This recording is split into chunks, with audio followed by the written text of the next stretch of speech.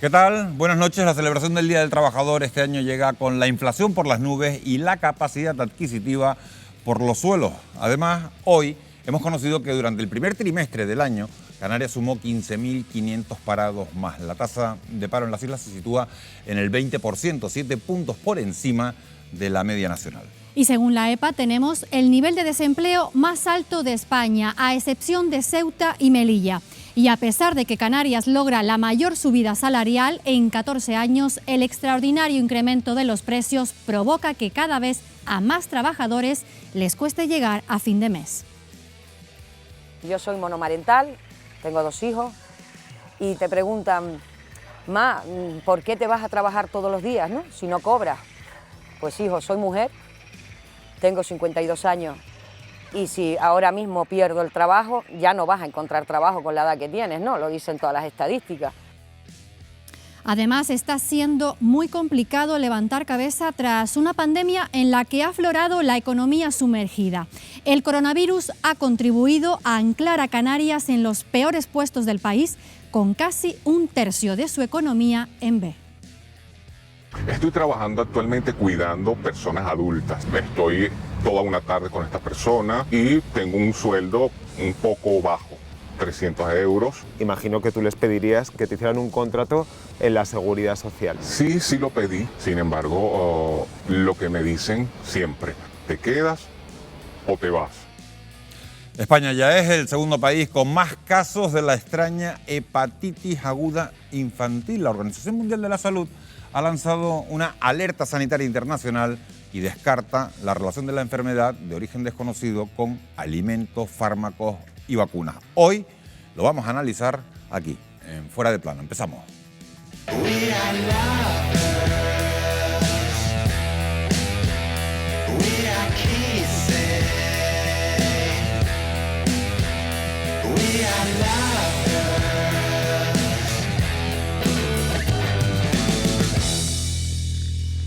Bueno, pues saludamos ya a nuestros invitados de esta noche. Nos acompañan en esta mesa, en este programa de Fuera de Plano, José Miguel González. Buenas noches, José Miguel. ¿Qué tal? Buenas noches. Miguel González es economista, está con nosotros también Esther Martín de Comisiones Obreras. Esther, buenas noches, bienvenida. Hola, buenas noches. Gracias por acompañarnos. Está con nosotros también esta noche José González, que es secretario general de la Federación de Empresas del Metal de Santa Cruz de Tenerife. José, buenas noches. Buenas noches. Gracias por estar aquí. Y también le damos la bienvenida a Jonathan Márquez, economista. Gracias por estar con nosotros, Jonathan. Bienvenido.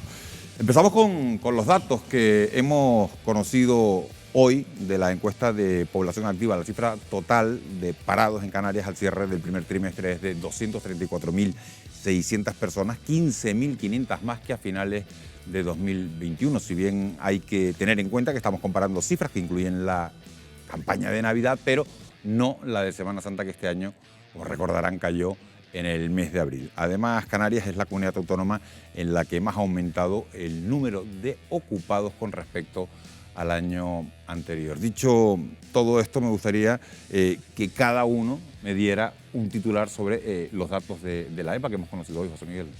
Bueno, la valoración trimestral es mala, como no podía ser de otra manera, sobre todo porque el incremento del desempleo se da en un contexto de disminución de personas que activamente buscan empleo. Es decir, normalmente nos fijamos más en el incremento del paro cuando realmente, desde mi perspectiva, lo importante es la disminución del número de ocupados. Aún así, la variación interanual es manifiestamente mucho mejor que lo que sucedió en 2021 y, como bien decías, las dos variables con mayor razón explicativa es, por un lado, la finalización de la campaña de Navidad y, por la otra, que la Semana Santa cayó íntegramente en el mes de abril. Luego vamos a analizar pormenorizadamente todos estos datos. Jonathan, un titular. Bueno, en la línea de lo que dice José Miguel, a mí de esta EPA... especialmente que sea estacional. Navidad y Semana Santa afecta a este tipo de encuestas, sin embargo, como bien dice él, en el dato interanual al final pues parece que vamos recortando y vamos mejorando ese dato. Esther Martín. O sea, una coincidencia. La destrucción que se produjo tras la campaña de Navidad no fue absorbida por la Semana Santa porque, como bien indicabas, ha caído en el mes de abril. Luego pasaremos a detallar cuáles son nuevamente los colectivos más perjudicados, las personas jóvenes, las mujeres continuamos liderando las tasas de desempleo en nuestra comunidad autónoma y si bien es cierto que los datos no son positivos, coincido que el interanual pues va marcando esa tendencia de recuperación y de asentamiento del empleo y sobre todo de personas, de cotizantes en la seguridad social, que es un dato considero que bastante positivo. José González. Bueno, yo como titular efectivamente diría lo mismo, que efectivamente aunque el interanual es mejor, pero seguimos teniendo una tasa de paro bastante alta, en general en este país y en esta comunidad autónoma, incluso con datos bastante malos, ¿no? Yo creo que parece que, no sé si se convierte en algo estructural, pero no logramos el bajar de una manera a datos que sean pues, más europeos, por decirlo de alguna manera. No sé si somos el primero o el segundo país de Europa con más tasa de paro y en la comunidad autónoma de Canarias pues seguimos teniendo una tasa muy alta, ¿no? Y yo creo que esto de alguna manera, alguna vez, ojalá podamos evitarlo o quitarlo de encima de la mesa, ¿no? Bueno, nos quedamos con ese primer titular de nuestros 4 invitados. Hay algo que todos tenemos claro, es que la inflación provocada por la guerra en Ucrania, el aumento del precio de los combustibles y de la luz, que ya llevábamos arrastrando una temporada, unido al incremento del precio de la vivienda, hace que tener trabajo pues no sea sinónimo de llegar cómodamente a final de mes. Laura, tú tienes más datos. Efectivamente, Miguel Ángel, hace apenas unos años la pobreza en nuestro archipiélago estaba relacionada a las personas sin hogar, los llamados sin techo. Sin duda, esta es la cara más dura, más marginal de la pobreza, pero no es la única. Existe otra cara más silenciosa que abarca un porcentaje considerable de la población canaria. Hablamos de la nueva clase social conocida como los trabajadores pobres, que se incrementa de manera preocupante en nuestras islas. Según datos de UGT, el 30% de los trabajadores canarios son pobres por varios factores: la calidad del empleo y de los salarios en las islas. Canarias sigue estando lejos del salario medio nacional, que se fija en casi 1.750 euros mensuales, manteniéndose como la comunidad con el sueldo más bajo, al situarse en poco más de 1.402 euros al mes, según datos difundidos recientemente por ADECO. El precio de la vivienda, el de los alimentos, de la gasolina y de la luz, que se ha empeorado con la guerra en Ucrania, hace que tener trabajo no sea una garantía para llegar a fin de mes. En el ámbito de la vivienda, la dificultad en el pago de la hipoteca o el alquiler es lo que más se repite. Según las conclusiones del 9º informe FOESA sobre exclusión social en Canarias, la combinación entre altos precios y bajos o inestables ingresos hacen que algo más de 165.000 familias, una vez que han realizado el pago del alquiler o de la hipoteca, queden en una situación de pobreza severa. Los datos del informe son demoledores. Algo más de 630.000 isleños se encuentran en situación de exclusión social. Esto se traduce en que cerca de 3 de cada 10 canarios tienen unos ingresos inferiores a la media.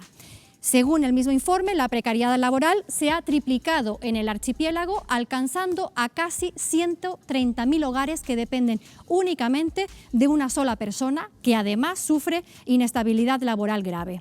El perfil del pobre en Canarias, como vemos, ha cambiado radicalmente. Estos son algunos ejemplos de trabajadores a los que llegar a fin de mes se les antoja imposible.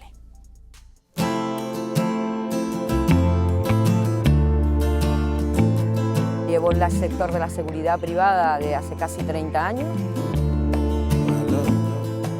Ya vivimos lo mismo que estamos comenzando a vivir otra vez. Tuvimos 9 meses sin cobrar hace 4 años, ya llevamos 2 este año. ¿Cómo vives? Pues nuestro salario, somos 1.000 euristas. ¿Qué sucede? Que nosotros ya veníamos con deudas y ahora vuelven otra vez a dejarnos ya 2 meses sin cobrar. Nos pasa cada 2 por 3 en este sector. Hay que intentar cómo sobrellevarlo. Las secuelas económicas son secuelas que tardamos años en pagar las deudas, evidente, porque los bancos te cobran por estar en números rojos casi diario y después tienes que pedir préstamos para poder pagar una cosa y otra, cuánto empiezas a cobrar. Yo soy monomarental, tengo 2 hijos y te preguntan, Ma, ¿por qué te vas a trabajar todos los días, no? Si no cobras? Pues hijo, soy mujer, tengo 52 años y si ahora mismo pierdo el trabajo, ya no vas a encontrar trabajo con la edad que tienes, ¿no? Lo dicen todas las estadísticas. Entonces tienes que aguantar aquí como sea para defender tu puesto de trabajo. Tienes nómina, pero no cobras el salario, entonces quedas en tierra de nadie para cuestiones de ayudas del Banco de Alimentos, de ayudas del Gobierno de Canarias, yo qué sé, de alquiler, de la luz, del agua, y tienes que estar pidiendo de todas las maneras posibles pues a la familia, amigos, y es complicado. El verte que no puedes comprarle unos pantalones a tus hijos, el ver que tus hijos entran en el colegio sin material escolar, sin libros, sin nada. Yo he tenido suerte porque siempre me han echado una mano, pero hay compañeros pues, que tienen que pagar guarderías para sus hijos y no pueden. Mucha gente que está entrando en depresión porque no puede hacerse cargo de ni siquiera dar de comer a sus hijos. Verte en unas mal llamadas colas del hambre, verte cogiendo comida otra vez y tú dices, es que estoy trabajando, que tengo una nómina, que sigues yendo a trabajar, que incluso hay compañeros y compañeras que no tienen ni para poner gasolina al coche. Es muy duro verte tú trabajando, que tienes nómina, pero que no puedes pagar ni siquiera un café. La situación psicológica no se va a quitar en la vida.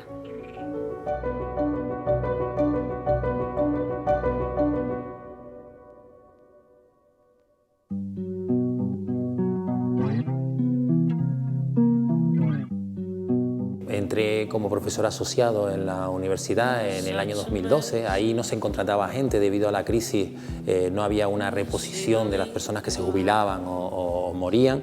Entrar de asociado a 6 horas, que era el máximo y es el máximo en que puede estar un profesor asociado, significa cobrar 700 euros raspados. Estuve durante 5 años con 2 contratos fuera más el de la universidad, con lo cual estaba trabajando en 3 trabajos precarios para poder tener un sueldo digno. También estuve un tiempo que pagaba el autónomo, entonces cuenta 700 menos 300 y ese era el salario que se recibía líquido.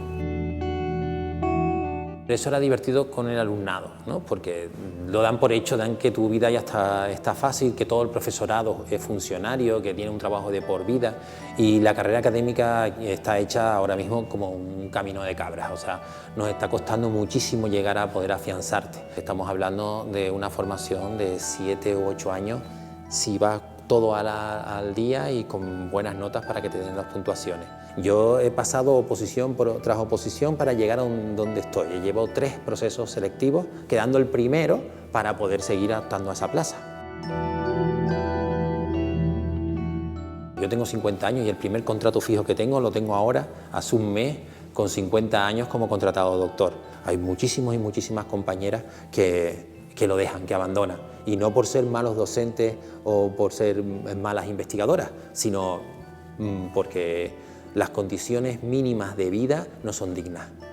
¿Vale? Yo tengo la suerte de que tengo una pareja que es funcionaria y que eso me ha dado un colchón de riesgo, pero quien no lo tiene tiende a dejarlo.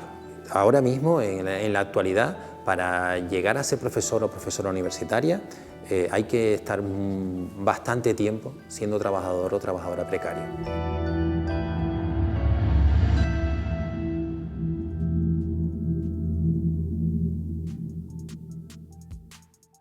Bueno, pues ahí están 2 testimonios que son el reflejo de parte de la sociedad canaria. Mi pregunta es, ¿qué se puede hacer para evitar, José, este tipo de situaciones? Pues la verdad es que en primer lugar solidarizarme con lo que están pasando. Yo creo que ese tipo de situaciones la verdad es que son bastante potentes y da pena que la gente, pues, como contaba la señora, pues no tenga ni para comprar ropa para su familia, ¿no? ¿Qué se puede hacer? Pues yo creo que es un problema casi de sociedad y de una sociedad en la cual tenemos una historia, una sociedad latina en la cual pues no tenemos esas grandes rentas como puede haber, por ejemplo, en el norte de Europa, donde efectivamente este tipo de cosas no se dan. Y casi viene de una cosa histórica que se ha venido dando en los últimos años, y es que hemos perdido efectivamente mucha gente milurista, ha habido una situación en la cual se ha generado una clase milurista muy amplia, y eso al final, cuando resulta que una empresa pues, pasa una crisis económica o en este caso la universidad pues tiene problemas, pues al final esta gente que lo sufre son los más débiles, y los más débiles evidentemente en este caso son la gente que cobra una nómina, ¿no? Entonces, bueno, digo, solidarizarme y la solución ojalá te la pudiese dar, pero yo creo que es difícil. Esther Martín, ¿se pueden evitar este tipo de primero que esta situaciones? es la realidad de la mayor parte de la clase trabajadora de nuestra comunidad autónoma. Estos no son casos aislados. Esta es la realidad, lo que estamos padeciendo el día a día. Más agravado aún con el aumento de la inflación, cuando tenemos la cesta de la compra más alta del país, con el incremento de los alquileres, o sea, es como un cóctel totalmente molotov. Cuestiones que se pueden ir haciendo, con las que estamos trabajando, por ejemplo, el incremento del salario mínimo interprofesional, donde no es una casualidad que cada vez que este va al alza, la comunidad autónoma más beneficiada sea Canarias. Desgraciadamente es porque tenemos los salarios más bajos de todo el país.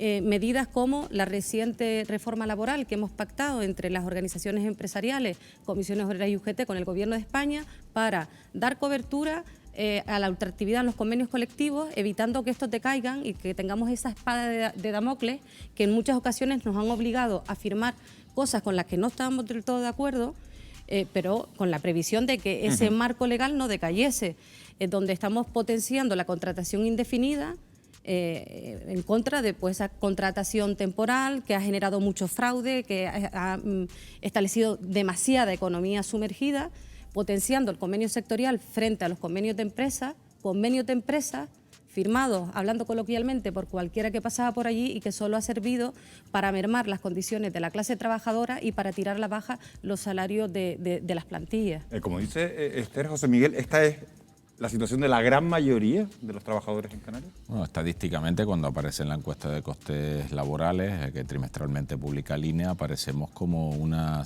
comunidad autónoma en donde los costes tanto laborales como salariales de los menores. Eso no significa que una misma retribución se establezca por un tipo determinado de profesión. Lo que ocurre es que la proporción de empleos de más baja productividad es mucho más alta que lo que sucede en el resto del territorio nacional. A partir de esta circunstancia, intentar solucionar un problema de estas características cuando el problema ya está declarado es mucho más complicado que intentar anticiparte. El verdadero ascensor social es la formación y el conocimiento. Entonces, claro, el poder incorporar desde mucho antes, de forma previa, esa circunstancia hace que oportunidades laborales e incremento de la empleabilidad, mayor dimensión en nuestras empresas, porque obviamente hay que pensar, como no podía ser de otra manera, en la retribución de los trabajadores, pero también en el impacto que tiene sobre que el 55% de las empresas que hay en Canarias, que apenas hay unas 59.000, tienen entre 1 y 2 trabajadores. O sea, es imposible plantear que ese incremento de coste no se vea implementado. Y a partir de ahí, la personalización de los contratos, que justamente la propia nueva legislación laboral establece bonificaciones en torno a lo que es el incentivo a los contratos indefinidos, pero que tal vez lo que se haya perdido, o al menos no ha sido tan declarado, es bonificar específicamente determinados tipos de contratos para complicados colectivos difíciles de inserción. Bueno, lo cierto es que ahora mismo la negociación entre sindicatos y empresarios por el pacto salarial se encuentra bloqueada. UGT y comisiones obreras endurecen el tono y llaman a tomar las calles para reivindicar soluciones que permitan a los trabajadores hacer frente a la inflación. Pero tras meses de negociación ha sido de momento imposible cerrar un acuerdo salarial entre los sindicatos y, como decimos, la patronal. Pregunto tanto a Esther como a José González, ¿por qué es tan complicado dar con esa fórmula que permita a los trabajadores no perder poder adquisitivo? Bueno, entendemos que porque las empresas no quieren que se mermen sus beneficios. O sea, hemos padecido 2 crisis consecutivas, la económica y la provocada por la COVID-19, y ahora con los incrementos y con el alza de la inflación, lo que pretenden es que la clase trabajadora lo echemos a los hombros casi en exclusiva. O sea, consideramos que en esta situación y con el fin incluso de paliar esa inflación y de que no caiga pues la capacidad que tienen las personas para comprar y que se atasque la economía y por ende el crecimiento, tenemos que hablar de un pacto de renta en el que los incrementos salariales, que por cierto en nuestra comunidad autónoma se habla que es un 2,7%, bien, pero lo que también tenemos que indicar es que ese 2,7% afecta a poco más de 20.000 personas trabajadoras, por lo tanto es irrisoria ese porcentaje. El resto pues no tienen ahora mismo ese amparo, esos incrementos salariales, a pesar de que la inflación está como está, y luego no es comprensible que sectores tan importantes de nuestra comunidad autónoma como el sector turístico o el sector del comercio y la alimentación O sea, estén bloqueando los convenios colectivos y se nieguen a sentarse de forma real a negociar los mismos. Estamos hablando que son sectores donde prácticamente ya todos esos trabajadores y esas trabajadoras están cobrando el salario mínimo interprofesional, donde incluso se solapan las categorías y se da la circunstancia que un encargado o una encargada puede estar cobrando lo mismo pues que una persona que sea auxiliar de caja. Esther dice que las empresas no quieren recortar sus beneficios y que por eso es imposible llegar a un acuerdo. Sí, ¿Qué pero opinan las patronales? Efectivamente, el problema fundamental, tal como yo lo veo, es el siguiente. O sea, acaba de decir José Miguel un detalle importantísimo. En Canarias el 55% de las empresas son de uno, pero es que el 96,7% son de menos de 10. De menos de 10 trabajadores. El 96,7% de las empresas tienen menos de 10 trabajadores. ¿Qué significa esto? Que al final no estamos hablando, cuando hablamos de las empresas en general, no hablamos de... Parece que tenemos la imagen del rico que va por la calle con el Mercedes y tal y cual. O sea, por lo menos en el sector en el que yo vengo, en el sector del metal, o sea, un señor que abre un taller de mecánica y que tiene a lo mejor 2 trabajadores y que abre él la puerta todos los días, efectivamente el indiciar los salarios a él porque tiene esos 2 trabajadores es que no es que tenga más beneficios, es que va a tener más costes y evidentemente cuando él gana prácticamente un salario, si no igual, un poquito más, y eso se da en muchísimos empresarios. Es que no hablo de pocos, yo no hablo a lo mejor de sectores que no conozco, como puede ser hotelero, como tú acabas de comentar, y todo. Pero es que, por ejemplo, un comercio, o sea, yo conozco el mundo comercial, donde a lo mejor pues, puedes tener un trabajador o 2 trabajadores, el indiciar los salarios significa que ese señor va a tener, o esa señora va a tener, en este caso, pues una merma de sus ingresos que a lo mejor incluso a él no le dan para vivir. O sea, es que a veces metemos toda la carga, en este caso en el trabajador o la trabajadora, pero también hay empresarios y empresarias que pueden perder mucho dinero por esta situación. Entonces, yo creo que el análisis no es tan simple. A mí me parece que es más complejo. Es la visión de los sindicatos, la visión de los empresarios. Jonathan Márquez le pregunta al economista, ¿qué tipos de ayudas se pueden dar a los trabajadores para paliar esta brecha que estamos hablando entre los salarios y la inflación? Si me permites, antes, hablando del origen del problema social que es evidente que tenemos en Canarias y entre la discusión, el debate entre ellos dos, yo creo que no tendríamos que irnos a los extremos, ni es culpa del trabajador ni es culpa del empresario. El sistema históricamente es así. Lo que ocurre es que cuando hablamos de subidas del salario mínimo, yo no conozco ni creo que haya ningún empresario que no quiera que sus trabajadores cobren más. Yo creo que todos los empresarios querrán que sus trabajadores perciban unos salarios cuanto más altos, mayores. ¿Cuál es el problema? Que cuando económicamente o empresarialmente se exige que se suba el salario mínimo, siempre es a costa de incrementos salariales, de incremento de costes laborales de la empresa. El empresario lo que pide es, si yo quiero que mi trabajador cobre más, pero ¿por qué recae en mí toda esa subida salarial, ¿no? ¿Por qué no podemos compartir gobierno y empresas el coste? Por tanto, y ya respondo a tu pregunta, yo creo que una medida justo intermedia para paliar esta situación de que todos los empresarios quieren que sus trabajadores estén contentos, que no tengan en riesgo de pobreza extrema y mucho menos también de exclusión social, es compartamos ese incremento salarial, no se le exija exclusivamente a ese 96% que son microempresas al final en Canarias y en España. Hay otro tema importante, me gustaría preguntarle a José Miguel González, desde la COE de Tenerife, aseguran que los datos que hemos conocido hoy del paro, que se ha incrementado, demuestran que este problema no se resuelve con la reforma laboral. Es que las legislaciones laborales no crean el empleo, lo que crea el empleo es el crecimiento económico. Y claro, y si hay circunstancias que se ausentan del trimestre de referencia, pues obviamente independientemente que haya más o menos facilidades para contratar, si yo no necesito una hora de trabajo adicional, pues no sucede el hecho. Lo que sí es cierto es que de forma preventiva la tasa de temporalidad ha disminuido considerablemente hasta el 72% por cada 100 contratos celebrados. Eso sí ha sido un efecto directo de la reforma laboral. De una reforma laboral que todavía no estaba en vigor, sobre todo las modalidades. Pues una situación preventiva que probablemente algún riesgo puede causar para la evolución de los contratos indefinidos a partir del mes de abril. Pero así todo, no pensemos que lo del preámbulo de la la legislación laboral actual se fuera a cumplir. Los que analizamos las relaciones laborales hace mucho tiempo vemos que la casuística correlacionada positivamente es crecimiento económico, no legislaciones. Y siempre, como a modo de abuelo cebolleta, siempre pongo el mismo ejemplo. El segundo trimestre del 2007, con la antigua legislación laboral, la tasa de paro en Canarias era del 9,8%, por debajo del 10%. ¿Por qué? Porque había crecimiento económico que era necesario el cumplimentar. Está bien recordar ese dato. Estábamos hablando antes de los bajos sueldos y fíjense, los bajos salarios perjudican sobremanera a nuestros jóvenes. Muchos acaban desempeñando trabajos para los que están sobrecualificados y miles de ellos no logran, sin embargo, independizarse a pesar de tener un puesto de trabajo, a pesar de tener un empleo. Vean.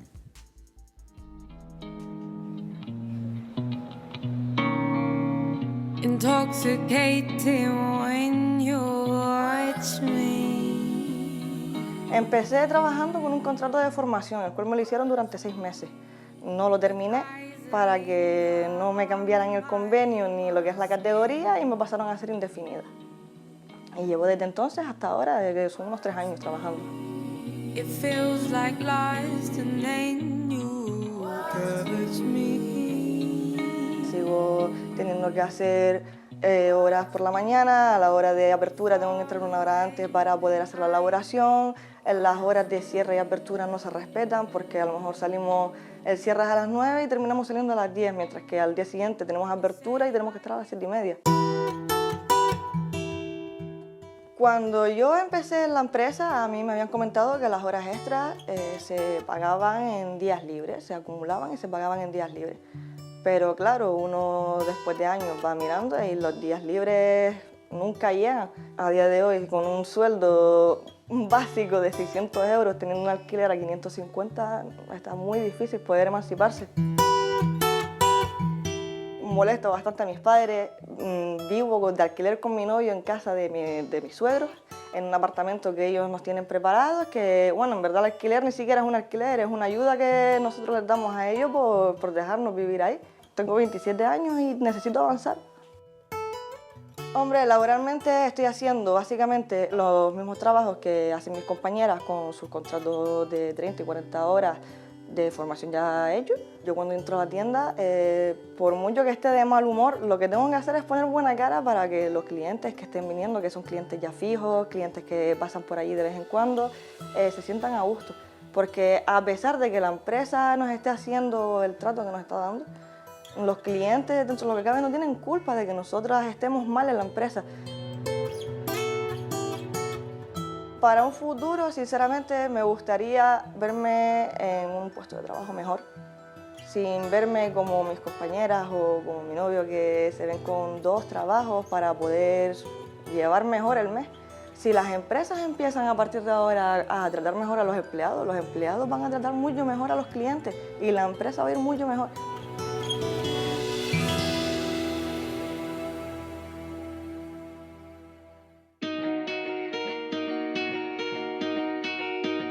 Tengo 29 años y llevo desde los 22 pues encadenando contratos temporales donde no he podido tener una estabilidad laboral. Bueno, empecé con 22 años en una tienda de ropa, una tienda de zapatería más bien, donde estuve 1 año trabajando y al añito ya más o menos empecé en una empresa que se dedica al sector de la hostelería con un contrato en el cual se aprovechaban un poquito de los vacíos legales.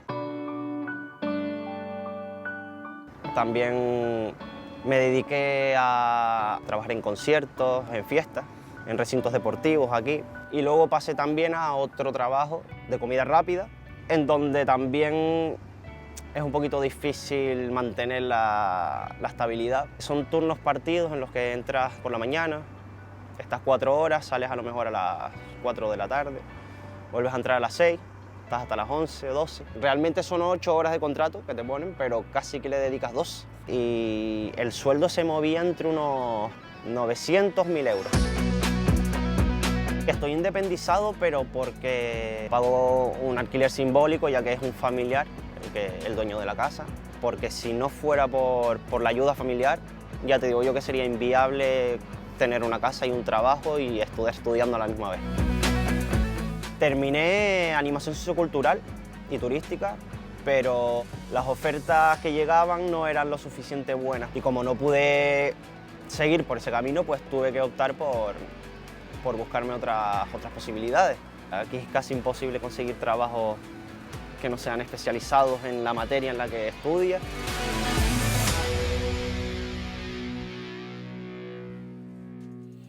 Ya lo han visto, gran parte de nuestros jóvenes tienen que aceptar trabajos mal remunerados. El problema viene cuando muchos de ellos tampoco tienen incentivos para acabar los estudios porque ven que una licenciatura tampoco les garantiza evitar la precariedad. La pregunta que nos hacemos es cómo podemos ofrecerles incentivos para seguir formándose y para poder, Jonathan, desarrollar su trabajo en Canarias.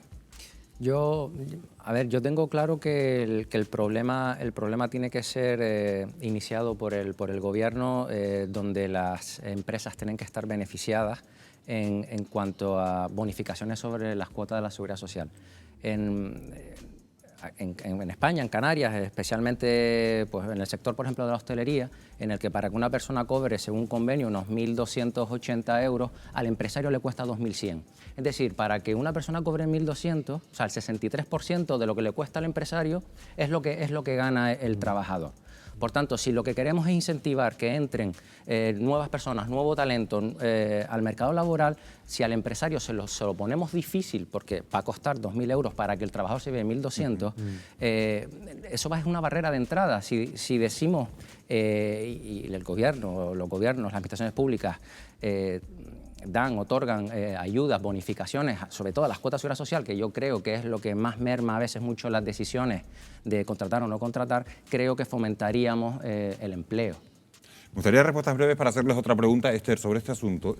¿Cómo los incentivamos para que sigan formándose y que desarrollen su trabajo aquí? Hombre, a esas personas que ya están formadas, que han sacado su grado, sus máster y demás, pues que puedan tener acceso a un puesto de trabajo que sea digno y que eviten que además ese talento se nos escape, porque estamos invirtiendo en todas estas personas jóvenes con recursos públicos mayoritariamente y luego resulta que es un valor añadido para otras comunidades autónomas o incluso para otros países.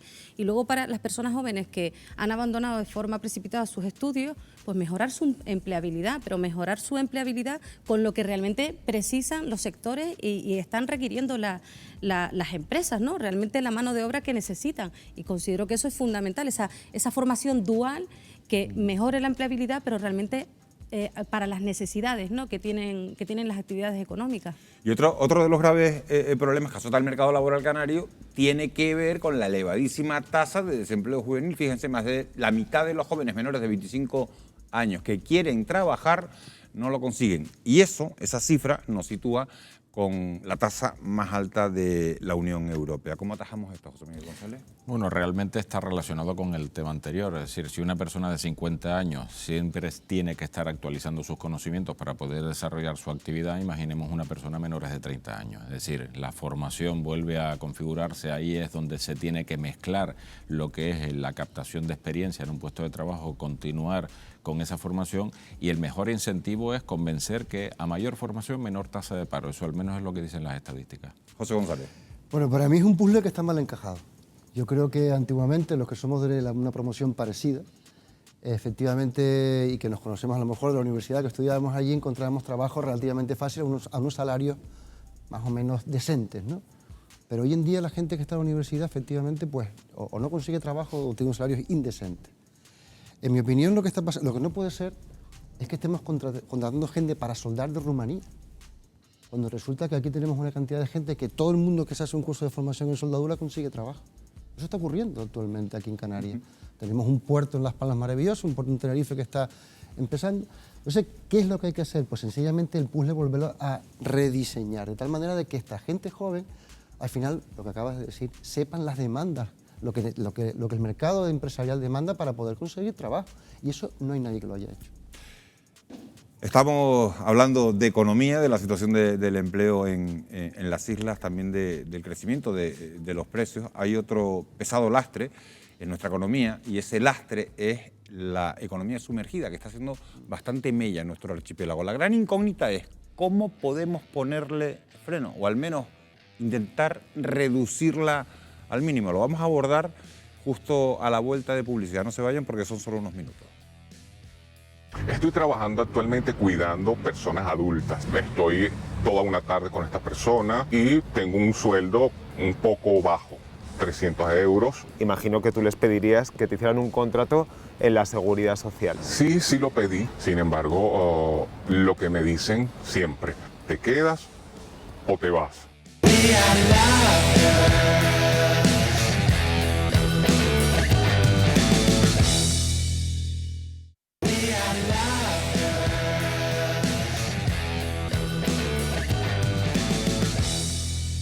11:05 de la noche, seguimos en directo aquí en Fuera de Plano, en Televisión Canaria. El impacto que la pandemia ha tenido en la economía de nuestras islas es incalculable. Están las consecuencias que se ven, la paralización del sector turístico y de la hostelería, que ahora intentan levantar cabeza, y entre las que no se ven, el fortalecimiento de la economía sumergida. Aunque es un problema estructural de las islas, la crisis sanitaria y económica ha contribuido a que Canarias ocupe uno de los peores puestos del país, con casi un tercio de su economía, Laura, en B.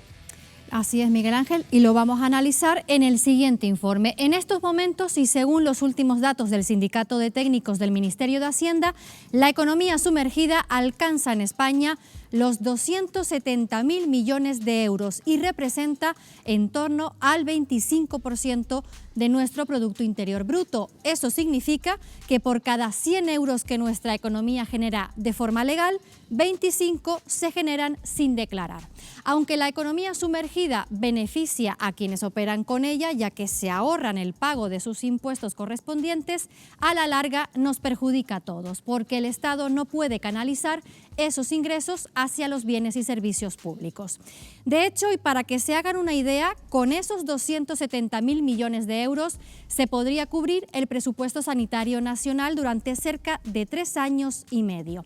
Además, la economía en B origina problemas para trabajadores y consumidores. Por ejemplo, si tenemos que hacer arreglos en casa y pagamos en mano y sin factura, el cliente no tiene ningún tipo de contrato o documento que le permita reclamar en caso de que el trabajo no esté bien hecho.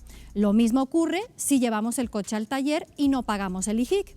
Por otra parte, el que presta el servicio en negro, además de exponerse a una sanción si le denuncian, puede tener un accidente que nadie cubre, y en el caso de un empleo sin contrato, el trabajador, por supuesto, no cotiza o cotiza por menos de lo que cobra, perdiendo así derechos frente a la seguridad social y a otro tipo de protección laboral. Pero lo vemos con más detalle a continuación.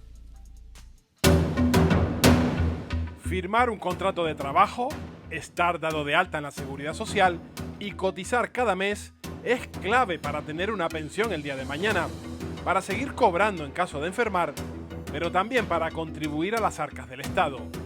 Esas de las que nos beneficiamos todos. Pero esos derechos, ese dinero, queda sepultado cuando entra en escena la economía sumergida.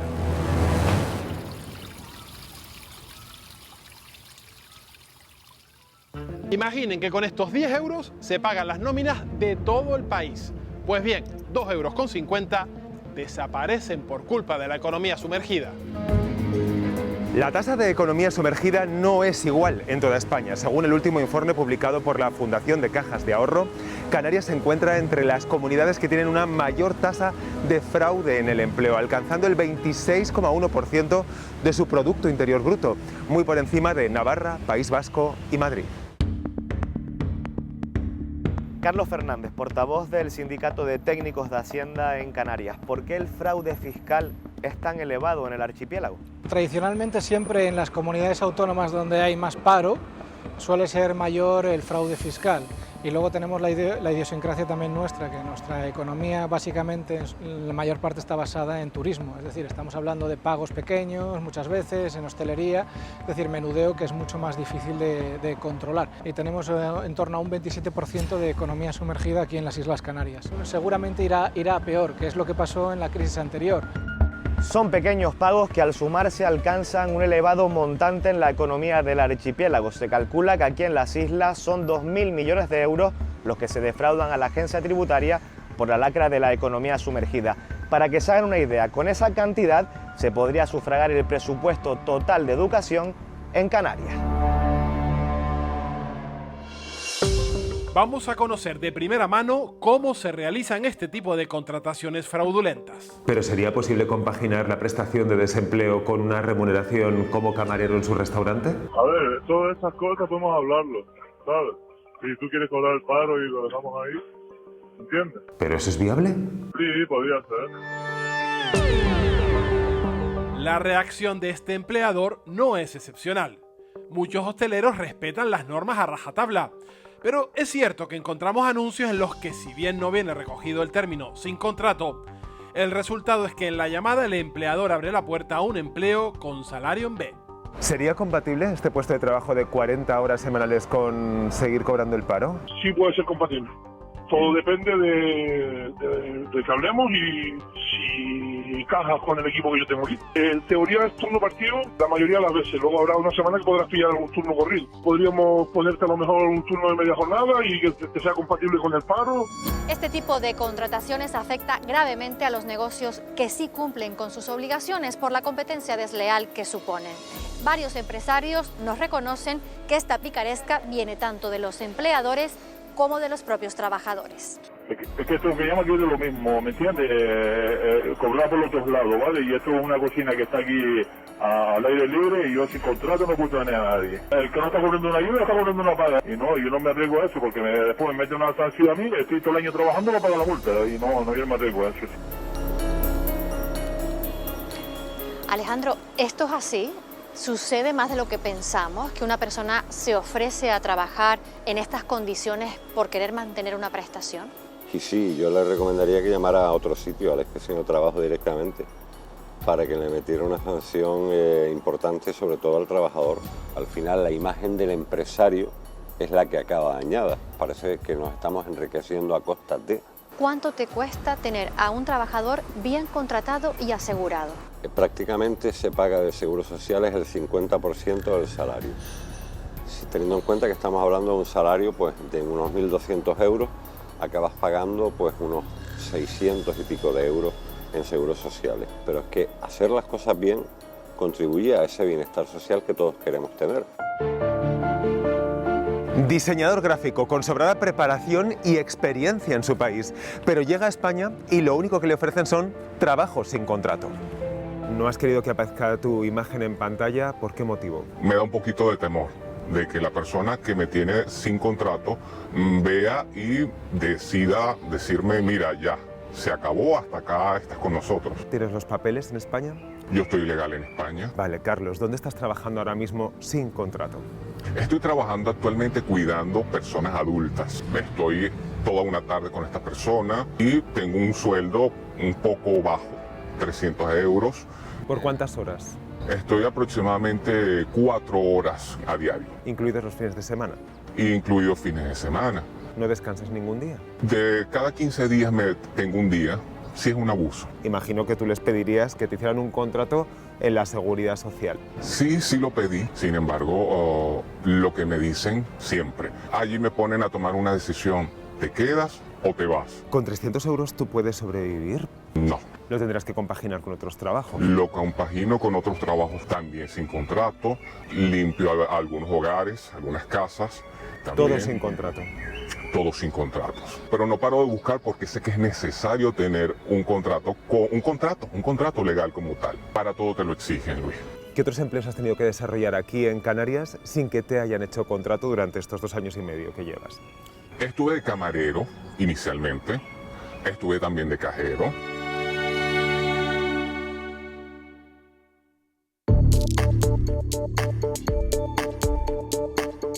El sector del trabajo doméstico es uno de los nichos más importantes para la economía sumergida. La encuesta de población activa cifra en 585.000 los empleados domésticos, pero tan solo hay 420.000 afiliados en el régimen especial de trabajadores del hogar.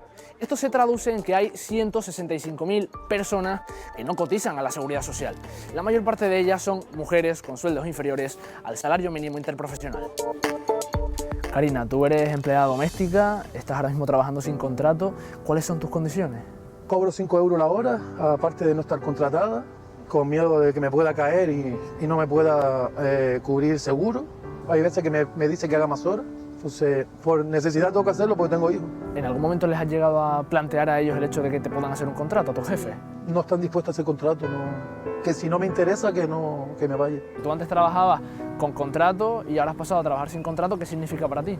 Hombre, con contrato pues cotizo, puedo tener ya, cuando tenga mi edad de jubilación, puedo tener un dinero yo mensual, así no puedo tener un futuro. Me gustaría aspirar a algo más. Acabamos de escuchar a un hombre que cobra 300 euros al mes por trabajar de lunes a domingo cuidando a una persona mayor, 4 horas, libra 1 de cada 15 días. Y hemos oído también a una empleada de hogar a quien no le dan el alta y cobra 5 euros, fíjense la hora. Lo primero que a muchos nos pasa por la cabeza es ¿por qué no denuncian este tipo de situaciones? Pero claro, si lo hacen, se quedan sin ingresos. Entonces la pregunta, Esther Martín, es ¿cómo cortamos esas prácticas cuando además miles de canarios no llegan a final de mes? Como bien se ha indicado en el vídeo, la economía sumergida es algo que afecta a toda la ciudadanía, o sea, de forma directa, porque el fraude fiscal implica que dejamos de ingresar en las arcas públicas, pues con lo que financiamos nuestras infraestructuras, la educación, la sanidad, los servicios sociales, etcétera, etcétera. Es un fraude laboral que implica que la persona trabajadora afectada se queda sin cobertura en cuanto a cotización, en cuanto a futuras prestaciones, pero es que recientemente con la pandemia hemos visto como, por ejemplo, los expedientes de regulación de empleo que han dado cobertura, nada más y nada menos, en nuestra comunidad autónoma, más de 220.000 personas trabajadoras, de las cuales todas esas que estaban en la economía sumergida se han quedado sin ningún tipo de amparo. O sea, con una situación complicadísima. O sea, luego nos asombramos o no, de que incremente, ¿no?, el riesgo de exclusión social, incluso los porcentajes de pobreza que tenemos en nuestra comunidad autónoma. Pero luego también es una competencia desleal para esas empresas que sí que cumplen, que pagan religiosamente sus impuestos y que tienen que competir con el defraudador en diferentes condiciones y que les ponen en una situación bastante complicada. Esto es una cuestión de sociedad y de denunciar y de perder el miedo a denunciar. Y además otra vertiente muy importante que en el vídeo nos ha tocado muy de soslayo, y es también aquellas actividades empresariales a las cuales se da esa economía sumergida. Me explico. Y pongo un caso que lo vamos a entender rápidamente. Me acuerdo que en El Hierro había un taller de mecánica que el hombre estaba abierto y al lado había, pues aquí un taller y al lado otro, ¿no? Y entonces un señor iba a ese taller y le decía, mire, ¿qué presupuesto me hace por arreglarme X cosas del coche? Y dice, mire, vaya al de al lado y el presupuesto que le da al lado yo se lo divido por la mitad. La diferencia es que uno era un clandestino y otro era un legal y otro un clandestino.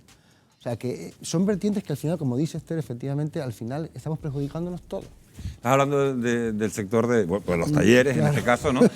Voy con otro sector en el que se mueve mucha economía sumergida. Las principales asociaciones de empleadas del hogar, bueno, pues reivindican que son un pilar básico de la sociedad, pero mucha gente les paga en negro porque no saben ni siquiera cuánto les costaría darlas de alta en la seguridad social. ¿De qué cantidad estaríamos hablando, José Miguel, a lo mejor? ¿Y a qué problemas nos enfrentamos si no lo hacemos?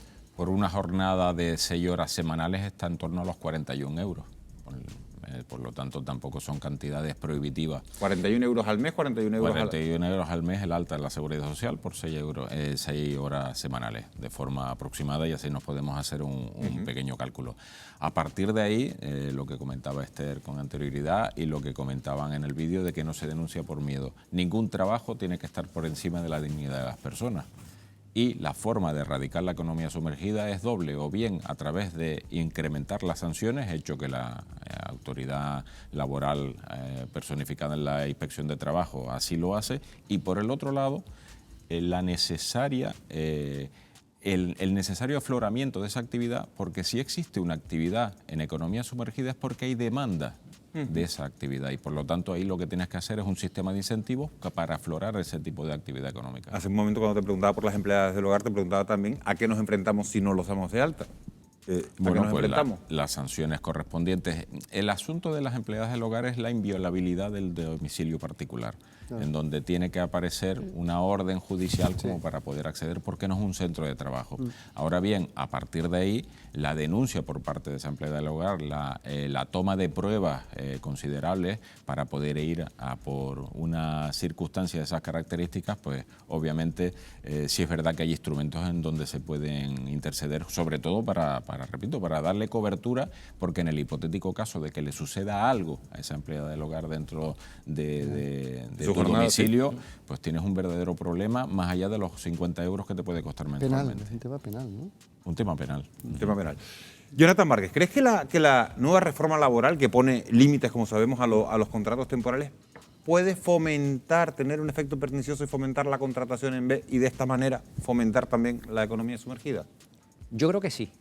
Yo creo que sí, porque el hecho de que en nuestro modelo económico, cuya sector económico mayoritario es el sector servicios y es estacional, además en el vídeo se explicaba muy bien, pues esos camareros en los hoteles o en los restaurantes, que al final el dinero que se maneja no es tanto.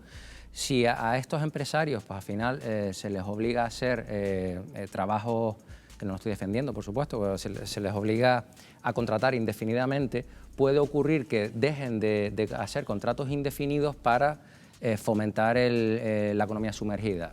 Es, por tanto, obligación de todos nosotros denunciar toda esta insolidaridad social, porque al final todo esto nos perjudica a todos nosotros. Estaba diciendo usted hace un momento que con ese dinero que se recauda se pagan las ayudas a la dependencia, se pagan los servicios efectivamente, la sociales. sanidad, por ejemplo, que es el 34% del gasto público de Canarias, por ejemplo, si estamos hablando de que la economía sumergida es mayor al 25%, el 27%, el gasto en educación es un 20%, es decir, todo lo que podríamos hacer y aplicarlo en la sociedad y, por tanto, en el estado del bienestar de la sociedad canaria. De hecho, tan complejo es el asunto que España tiene la Agenda Plan España 2050, que fija como objetivo para 2050 reducir a los niveles de la media de la Unión Europea la economía sumergida, que está justo a la mitad de la media española, en torno al 10%.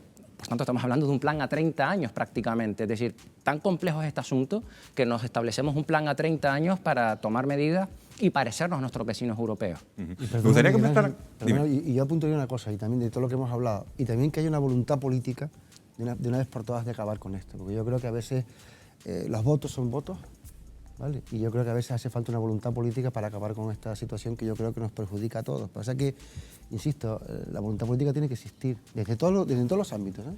Es que la voluntad política, por ejemplo, es en la solicitud de facturas por muchos de los servicios profesionales a los que se pueden acudir y que no aparece ningún tipo de factura. Yo creo que tiene que ser obligatoriedad de la factura, claro, y a través de una deducción cruzada de esa factura, claro, vas a ver, a través de las retenciones se hizo, vas a ver cómo también se minimiza también en el... Me sonrío porque están hablando ustedes de voluntad política y me gustaría que prestaran atención a ese tuit de la presidenta de la Comunidad de Madrid, porque según Isabel Díaz Ayuso, los bajos impuestos de Madrid son la solución para que su comunidad tenga una de las menores tasas de economía sumergida de toda España. ¿Ustedes qué opinan? ¿Es esa la solución?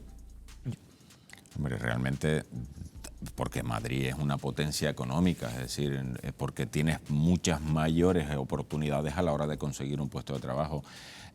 Sobre la estructura fiscal que pueda establecerse con más o menos asfixia sobre la actividad productiva, depende de qué tipo de impuestos. Es decir, habrán impuestos en donde bajar esa intensidad incrementas incluso su recaudación, mientras que hay otros que, aunque los subas, la recaudación va a seguir siendo la misma. Por lo tanto, en este caso, pues bueno, también depende qué es lo que necesitas financiar con ese dinero público. Claro, si tu aspecto político es la de la mayor privatización de muchos de los bienes y servicios públicos, pues claro, cuanto menos impuestos, pues mejor.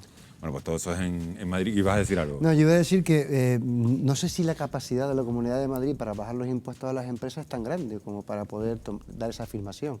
No sé si, yo creo que los impuestos, la inmensa mayoría, los grandes impuestos son del Estado, ¿no? No me da la impresión, ¿no? Y de sociedades. Y de la sociedad. Entonces, a mí yo lo que sí creo es que la economía sumergida fundamentalmente es un tema latino. O sea, así lo creo. O sea, es un tema de nuestra forma de ser, de cultura. Porque si no, no tiene sentido que Italia esté en la misma situación, que Grecia esté en la misma situación, Francia baja, pero también hay una economía sumergida. Yo creo que hay una parte de condicionamiento cultural. Me tengo que ir a otro asunto, pero Jonathan quería hacer alguna puntualización sobre Bueno, quería hablar sobre la rebaja fiscal que decía Ayuso. Tenemos que tener en cuenta que aparte tenemos que ver la situación económica, es decir, en situaciones con una inflación como la tenemos que hacer un estudio de qué implicación tiene sobre el consumo bajar impuestos, es decir, podríamos llegar a más inflación todavía, queremos evitar. Y además en España tenemos que distinguir entre presiones fiscal y esfuerzo fiscal, es decir, cuánto pagamos de media los españoles, pero qué esfuerzo hacemos los españoles realmente, que estamos a la cabeza del esfuerzo fiscal. Por tanto, bueno, el debate está servido, pero está claro que tenemos que tener en cuenta la situación económica actual y que este tipo de medidas puede también perjudicar al tema tan importante ahora mismo como es la inflación. Bueno, estábamos hablando de lo que decía Isabel Díaz Ayuso de su Comunidad de Madrid, aquí en las islas, la falta de recursos y personal pasa factura en Canarias a la lucha contra el fraude. Es uno de los asuntos que vamos a abordar en el siguiente vídeo.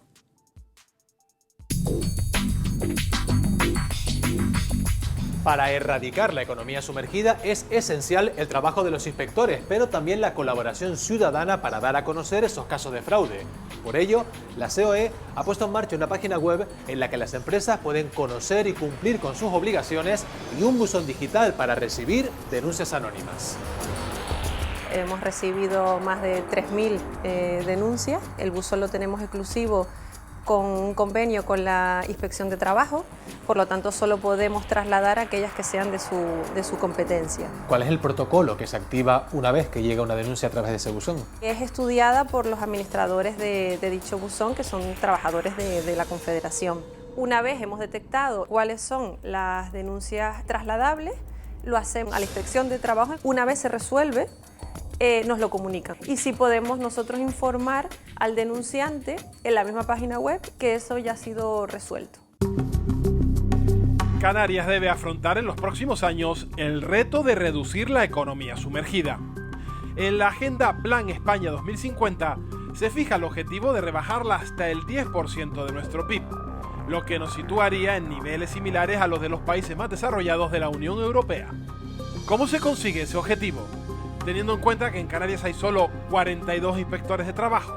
Nosotros venimos sufriendo una carga de trabajo más elevada o una cierta frustración en el desempeño de nuestras funciones, que en parte está motivada por el número de efectivos, pero también en gran medida está motivada por la ineficacia, la insuficiencia y el carácter obsoleto que tienen los sistemas informáticos con los que trabajamos.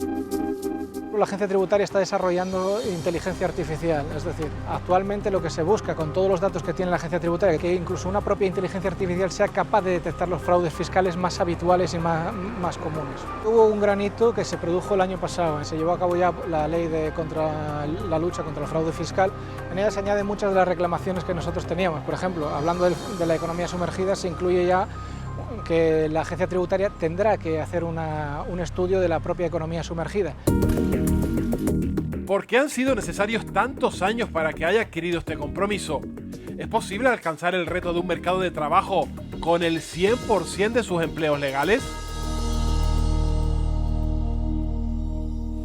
Una de las posibles soluciones que plantean los especialistas para erradicar el fraude laboral son las inspecciones de trabajo. Sin embargo, la falta de personal lastra esta labor rastreadora. Canarias no cumple los ratios recomendados por la Organización Internacional del Trabajo. Y para hablar de este asunto nos acompaña esta noche Ana Ercoreca, que es la presidenta del Sindicato de Inspectores de Trabajo en España. Señora Ercoreca, muy buenas noches. En más de una ocasión ha venido a Canarias para apoyar el trabajo de sus compañeros, así que conoce perfectamente nuestra realidad. ¿Por qué considera que aquí se comete tanto fraude? Hola, buenas noches a todos. Sí, más de una vez y también de vacaciones, que me lo he pasado muy bien, tanto en Lanzarote como en Gran Canaria. Y tengo que conocer las demás islas. ¿Y por qué se produce el fraude? Pues porque estáis citando que hay una economía irregular que desde la Inspección de Trabajo y Seguridad Social llevamos muchos años detectando, aflorando economía irregular. En el año 2019 se afloró más de 125.000 empleos, pero sin embargo todavía queda camino por recorrer. Pero el trabajo de la Inspección de Trabajo diario ha conseguido que se aflore esa economía irregular y que se regularicen tantos contratos y tantos trabajadores que no están ni siquiera en el sistema, que no tienen derecho a desempleo, que no tienen derecho a prestaciones porque están fuera. Y por eso la primera pieza de la relación laboral y el primer paso es que estén dados de alta. Por eso es importante que se refuerce la Inspección de Trabajo y Seguridad Social con los medios y con el personal que necesitamos. Voy a poner algún dato sobre la mesa. En las islas hay actualmente 42 inspectores, es decir, uno por cada 14.000 trabajadores. Estamos hablando de una cifra muy inferior a la mayoría de los países de la Unión Europea. ¿Se puede controlar el fraude con este número de profesionales? Sí, estamos en una cifra muy preocupante y muy lejana, como decías, de lo que indica la OIT. La OIT recomienda que hubiera un inspector por cada 10.000 trabajadores. En España es uno por cada 15.000 trabajadores, un inspector o un subinspector por cada 1.500 centros de trabajo. Se está llegando, sí, pero gracias al esfuerzo personal y profesional de inspectores, subinspectores y personal administrativo, de todos los compañeros que están en Canarias, que están desplegando toda su profesionalidad y su empeño y su esfuerzo diario y personal. Pero claro, también es necesario que la Administración y que los poderes públicos refuercen la inspección con los medios y con la estructura que necesitamos y que vayamos al compás del cambio normativo, porque se está centrando mucho el debate en que la reforma laboral va a acabar con la precariedad laboral. Pero la reforma laboral por sí sola no va a cambiar con esa precariedad laboral, no va a mejorar la calidad en el empleo si no refuerzas la inspección de trabajo con los medios y con la estructura que necesitas. Por eso, en Canarias, por ejemplo, que tenéis muchísima actividad, el sector turístico, el sector servicios, había refuerzos antes de la pandemia, esperemos que vuelvan, de inspectores de toda España para reforzar y ayudar a los compañeros que están allí para poder regularizar a aquellos trabajadores que no estaban dados de alta, aquellos que tenían un contrato temporal pero debía ser indefinido, aquellos que tenían un contrato a tiempo parcial pero trabajaban a tiempo completo, y regularizar y mejorar las condiciones de trabajo de todos los trabajadores que están en vuestras islas. Ustedes que manejan bastantes datos, ¿nos puede decir en Canarias en qué sectores se detecta más fraude? No es tanto el sector, sino la conducta del empresario. Hablaba Esther de comisiones, que también no solo ya es incumplir la ley, y también lo hablaba el otro compañero, es que también es un tema de competencia desleal, porque hablaba de un taller que le ofrecía el servicio a bajo precio porque no tenía a sus trabajadores dados de alta. Estaba cometiendo una doble ilegalidad, por un lado a nivel seguridad social y por otro lado estaba compitiendo de manera ilegal con el resto de sus compañeros del gremio. Entonces, no va por sectores, sino tanto por propios empresarios. Hay empresarios que cumplen la ley y hay empresarios que no la cumplen, independientemente del sector donde estén trabajando. Ana Ercoreca, presidenta del Sindicato de Inspectores de Trabajo, muchísimas gracias por habernos acompañado esta noche, por haber estado en directo aquí en Fuera de Plano. Gracias a vosotros, cuidaros mucho y buenas noches. Un placer haber estado con vosotros. Buenas noches, muchas gracias.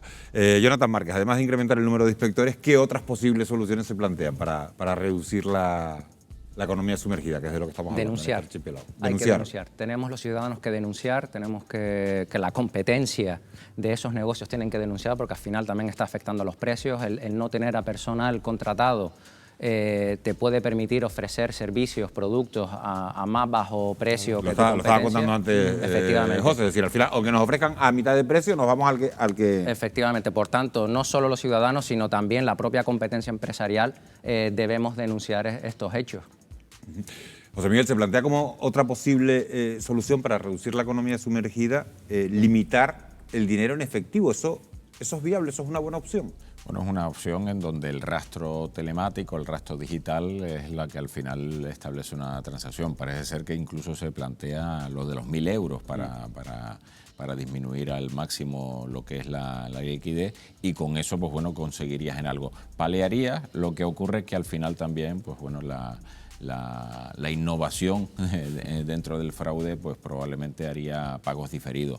Otro de los temas que hay que tener en consideración es el consumo. Es decir, es cierto que hay una oferta de economía sumergida, pero hay una demanda de economía sumergida. Es decir, otra de las acciones que hay que hacer es no consumir aquellos bienes o servicios en donde sospechemos que o bien no hay una factura de por medio o bien entendemos que probablemente pues, hay parte del empleo que no está dado de alta correctamente. Estamos hablando del fraude laboral, que es una de las patas de la economía sumergida. Otra de ellas es el fraude fiscal. Unos lo hacen a conciencia, pero en otras ocasiones son fallos a la hora de presentar, por ejemplo, la declaración de la renta. No se vayan, porque a la vuelta de publicidad les vamos a dar unos consejos muy prácticos para no cometer errores en el borrador. Regresamos enseguida.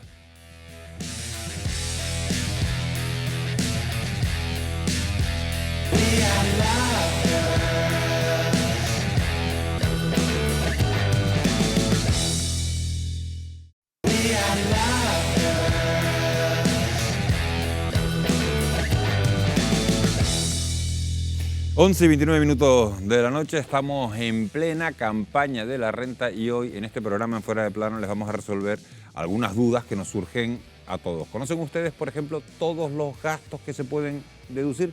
¿Saben que los canarios nos podemos desgravar gastos médicos y escolares? Lo vamos a abordar con la ayuda de Jonathan Márquez y Laura de Pablo. Así es, Miguel Ángel, vamos a aprovechar que tenemos aquí a Jonathan para aclarar estas dudas, porque como tú bien dices, la declaración de la renta puede ser un auténtico quebradero de cabeza o traernos serios problemas económicos si no lo hacemos bien. Y contigo, Jonathan, vamos a intentar aclarar algunas dudas. Me gustaría empezar por una situación que han pasado y que están viviendo muchos canarios, que es el haber estado en ERTE mucho tiempo en el último año. ¿Qué implicaciones tiene a la hora de hacer la declaración de la renta todos aquellos trabajadores que han estado sujetos a un ERTE? Bueno, de manera muy simplificada, el trabajador, el contribuyente que se ha visto en un ERTE, ha pasado a tener dos pagadores, que se llama, es decir, su empresa en la que trabajaba y el SEPE, el Gobierno de España, que le ha pagado esa prestación. Luego, a todos los efectos, ha tenido dos pagadores. Nos dice la normativa tributaria que todos aquellos contribuyentes que como mínimo hayan cobrado 14.000 euros, mediante dos pagadores o más, tienen que presentar la declaración de la renta. Esto es un caso que la gente no sabe que tiene que hacerlo, pero tienen que revisarlo, sobre todo si han ingresado entre su empresa y el SEPE más de 14.000 euros. Esto es importante, esta matización, pero también vamos a hablar de las ayudas que han recibido los trabajadores autónomos. En este caso, ¿cómo tienen que hacerlo? Bueno, toda ayuda o subvención o premio tiene su impacto fiscal también, y estas ayudas que han recibido los autónomos por ejemplo, cese de actividad durante el tiempo que no pudieron, estuvieron inactivos empresarialmente y económicamente, también van a formar parte de su renta, de tal manera que aquellos autónomos que tributen por el sistema, por ejemplo, del objetivo, el sistema objetivo o de módulos, como se llama, pasará a tributar por la parte de los rendimientos de actividades del trabajo, y el resto de autónomos en estimación directa pues pasará a formar parte estos ingresos, esta ayuda de sus rendimientos de actividades económicas y por tanto sujeto a tributación. Ese es un aspecto, pero también queremos hablar de las deducciones al alquiler, porque hay muchos jóvenes que se pueden acoger a ellas, sobre todo los que firmaron un contrato en 2015 y en años posteriores, que no tienen derecho a una deducción estatal, pero sí autonómica. En este caso, ¿cómo procede? En el caso de la deducción autonómica se podría deducir unos 600 euros máximo al año, pero tiene una limitación, que son aquellas personas, aquellos contribuyentes que no han ingresado más de 20.000 euros en tributación individual o 30.000 en tributación conjunta, si lo ha hecho junto a su cónyuge. Vale, y ahora, Jonathan, queremos pasar a un aspecto que también es importante, que tú mencionabas antes. También se tienen que declarar los premios. Y hay un aspecto muy concreto, que muchos canarios se han beneficiado del famoso bono turístico. Y muchos no saben que también tienen que declararlo en esta campaña. Sí, como decía antes, todo premio o subvención está sujeto a su coste fiscal, y el bono turístico no está exento de ello. Además, lo del bono turístico tiene la característica de que lo más seguro, con seguridad, no va a aparecer en nuestro borrador de la renta. Por tanto, tenemos que fijarnos y tenemos que incluirlo. A todos los efectos, el bono turístico supone un incremento patrimonial. Por tanto, tendremos que declararlo dentro de unas ganancias patrimoniales que no se derivan de una transmisión de elementos patrimoniales, sino es sin contraprestación. Hemos pasado también, Jonathan, una situación complicada con la erupción del volcán de La Palma. Muchas personas se vieron afectadas que también recibieron ayudas.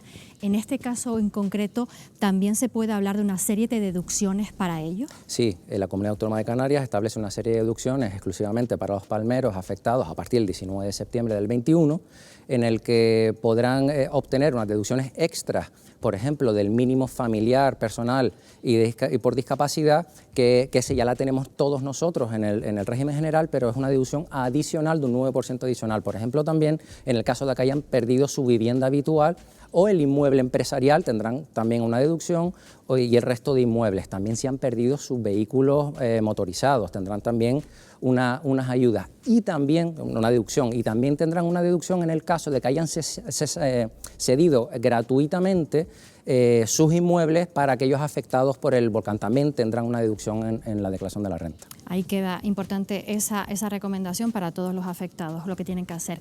Hay otro fenómeno que ha sido el incremento de las ventas por Internet. Esto ha crecido en los últimos meses, en los últimos años. En este caso, ¿cómo hay que declarar esas ventas? No sé si tiene que ver con la cuantía de lo que se vende. Bueno, más que la cuantía, lo que tiene que ver es con el beneficio o la pérdida. Normalmente unas ventas de segunda mano se suelen hacer al precio inferior al que la adquirimos nosotros por primera vez. Por tanto, cuando tú lo vendes, realmente obtienes una pérdida, ¿no? En el caso hipotético de que tú lo vendieses por encima del precio que a ti te costó realmente, obtendrías un beneficio. Por tanto, si obtienes un beneficio, sí tienes que declararlo y pagar impuestos por ellos a través de una ganancia patrimonial. Y por último, hay un tema que es muy recurrente, que quizás a muchos de los que nos están viendo les suene, que son los gastos médicos. ¿Realmente podemos deducir gastos médicos y de qué tipo? Bueno, podemos deducirnos hasta el 10% con un máximo de 500 euros de los gastos, los honorarios profesionales, gastos médicos, gastos sanitarios, excluidos los farmacéuticos, que no están incluidos, y también las adquisiciones de aparatos y complementos, que se llama, como puede ser las gafas, lentillas, a final de uso sanitario. Podemos incluirlos con un máximo de 500 o 700 euros si es en tributación conjunta, pero eso sí, tenemos una limitación, nos ponen unos límites Hacienda, que es todas aquellas personas que hayan obtenido rentas de más de 39.000 euros en tributación individual o 52 en conjunta, no podrán aplicarse estas deducciones. En ese caso, pero incluyen cualquier especialidad médica, porque escuchamos mucho hablar de oculista, dentista, pero cualquier especialidad. Sí. Muy bien. Pues Jonathan Márquez, muchísimas gracias. Un placer. Gracias, te invito a que vuelvas a la mesa para continuar con el programa. Miguel Ángel, unas ideas que nos vienen muy bien ahora para hacer esto. Al que no haya presentado todavía la declaración, Laura, seguro que son ideas, recomendaciones de gran utilidad. La declaración de la renta, fíjense, asusta a muchísimos contribuyentes porque la falta de conocimiento provoca que surjan muchísimas dudas, como, por ejemplo, obtener el borrador ¿nos obliga a presentarlo o el contribuyente puede decidir no seguir adelante por los motivos, José Miguel González, que crea conveniente? El borrador es una ayuda, no es una condición. Lo pides, lo recibes y no tienes por qué presentar la declaración si decides paralizar. Obviamente, bien entendido el por qué estableces esa no presentación. A partir de ahí, obviamente, el borrador, repito, no es definitivo. Incluso se te advierte a la hora de suministrártelo, en donde la responsabilidad es única y exclusivamente tuya a partir de la recepción de ese borrador, el presentarlo o no y en los términos que consideres. Otras personas también pensarán, estábamos hablando antes, que cuando recibes el borrador, Jonathan, lo que pone es lo correcto y se disponen a aceptarlo sobre la marcha. Sobre todo cuando uno le da y dice, me sale a devolver, voy a darle sobre la marcha para que me lo devuelvan cuanto antes, pero hay que revisar el borrador también de manera minuciosa, ¿no? Sí, por supuesto hay que revisarlo de manera minuciosa. De hecho, hemos visto que, por ejemplo, las personas que han estado afectadas por ERTE pudieron haber recibido cantidades indebidas que se vienen a devolver en la declaración de la renta. Pueden haber recibido o no la carta del SEPE, pero lo que sí vendrá probablemente es la corrección en su declaración.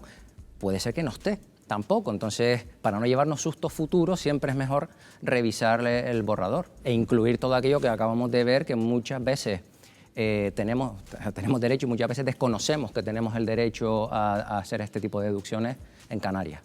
Esther Martín, hay un dicho muy extendido que asegura que cuando uno trabaja para dos empresas distintas, que va a tener que pagar más a Hacienda. ¿Podemos aclarar este mito? Uy, yo te voy a decir una cosa, y lo digo con toda la transparencia. Aquí tengo a dos grandes economistas.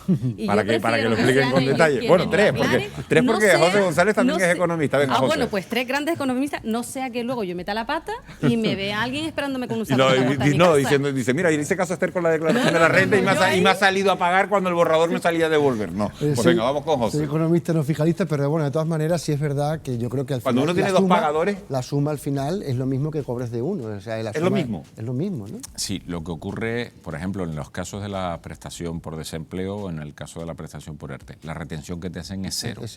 Normalmente, cuando eso es un efecto perverso que tiene el IRPF, que hay que aclarar que el IRPF es un impuesto deficitario, es decir, reparte más de lo que obtiene.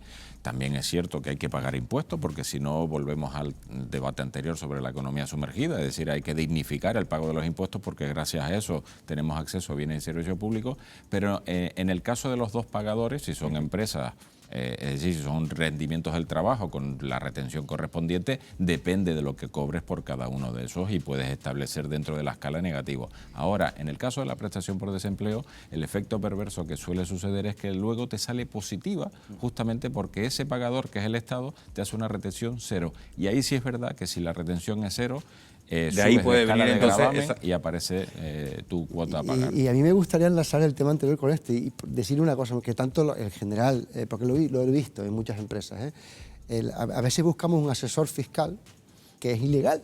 O sea, sí, que no... ¿Cómo que buscamos un asesor? Sí, una persona que dice que es asesor fiscal. No te fiscal, hace factura. Que el tío hace ahí contabilidad en su casa y luego el hombre ya, venga, cuidado, que busquemos, y yo creo que ahí Jonathan lo puede decir, que busquemos una persona que esté realmente... Bueno, está claro que dentro de esta profesión hay mucho intrusismo, sin duda. Sin duda, es una profesión en la que... No... También es verdad que cuánta gente cuando llega a la campaña se dedica a hacer declaraciones. Claro. ¿No?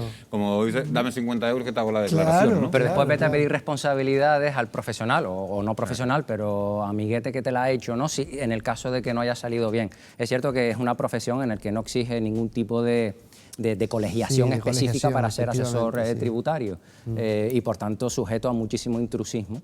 No, y hay que tener cuidado porque el propio documento de la declaración te lo dice. El responsable es quien lo presenta, no quien te la hace. Exacto. Los autónomos se sienten en el punto de mira de Hacienda porque bueno, pues la agencia tributaria anuncia visitas sorpresa de los inspectores y multas graves a los autónomos que no conserven las facturas. ¿Eso es así? No, la verdad es que no lo sé, sinceramente. Si eso es así, no sé. Lo que sí sé es que los autónomos en este país, desgraciadamente, se sienten bastante perjudicados con la normativa que tienen. Ellos siempre tienen una regulación distinta, tienen algunas condiciones laborales que no tienen el resto de trabajadores, son trabajadores autónomos. Y la verdad es que, de hecho, por eso surge una Asociación Nacional de Autónomos, por eso surge aquí también una Asociación Tinerfeña de Autónomos, para defender sus derechos. Y la verdad es que trabajan denodadamente porque se sienten, y yo, en este caso, autónomos en Canarias, pues yo creo que puede ser el 50% de casi todo el movimiento empresarial, hablamos de una cantidad bastante grande, se sienten bastante dignificados. La verdad es que te digo, yo no sé si lo que acabas de comentar es así, pero están en el punto de mira, ¿se sienten en el punto de mira los autónomos? ¿Tienes conocimiento de José Miguel? Se sienten en el punto de mira porque, como cualquier otra empresa, hay campañas específicas institucionales que se plantean para aflorar determinados tipos de irregularidades. Aquí hay que aclarar una cosa, e incluso... Ese mensaje insistente de tienen que conservar las facturas, tienen que conservar las facturas. Sí, pero igual tienes que conservar tu expediente fiscal durante los 4 años anteriores, seas autónomo o no seas autónomo, o seas trabajador dependiente. Es decir, tú tienes que guardar de 4 años hacia detrás todas las circunstancias. Lo que estaba comentando, muchas veces las situaciones de irregularidad fiscal o laboral no se hacen, como tú comentabas en un inicio, de forma voluntaria, sino tal vez haya también normas burocráticas de difícil cumplimiento y que muchas veces terminas por incumplir simplemente porque la cortapisa es tan alta que la burocracia te puede. Bueno, pues llegados a este punto vamos a hacer un pequeño alto para la publicidad y a la vuelta vamos a hablar de otro asunto que nos está preocupando a todos, porque la nueva hepatitis infantil, de ese tema vamos a hablar, afecta ya, según los últimos datos confirmados, a 13 niños en España. El origen de la enfermedad sigue siendo un auténtico misterio y a la vuelta, como decimos, de publicidad, vamos a profundizar en este tema. Lo vamos a analizar con calma y les vamos a contar si hay motivos o no para preocuparse. No se vayan, que regresamos enseguida.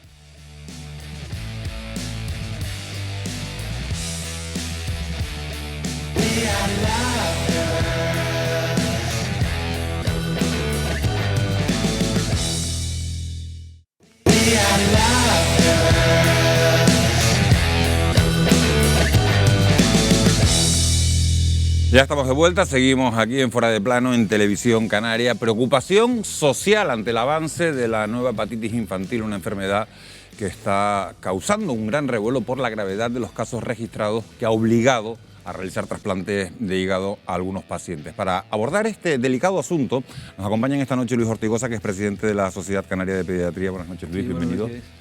Gracias por acompañarnos. Está con nosotros también Ibelice Barrios, que es inmunóloga. Ibelice, buenas noches. Hola, buenas noches, ¿qué tal? Gracias por acompañarnos. Y está con nosotros también Jacob Lorenzo, que es director del Instituto de Enfermedades Tropicales y Salud Pública de Canarias. Buenas noches, Jacob. Hola, buenas noches. Gracias por acompañarnos. En nuestro país, como decimos, se han detectado ya casos de esta hepatitis, aunque de momento no ha llegado a Canarias. ¿Qué sabemos de esta enfermedad? Laura de Pablo, tú tienes los datos. Efectivamente, Miguel Ángel, la hepatitis infantil de origen desconocido suma casi 200 casos y se ha extendido por 14 países. Aunque la mayoría de contagios se registran en Europa, se han reportado infecciones en Estados Unidos, en Israel y en Japón.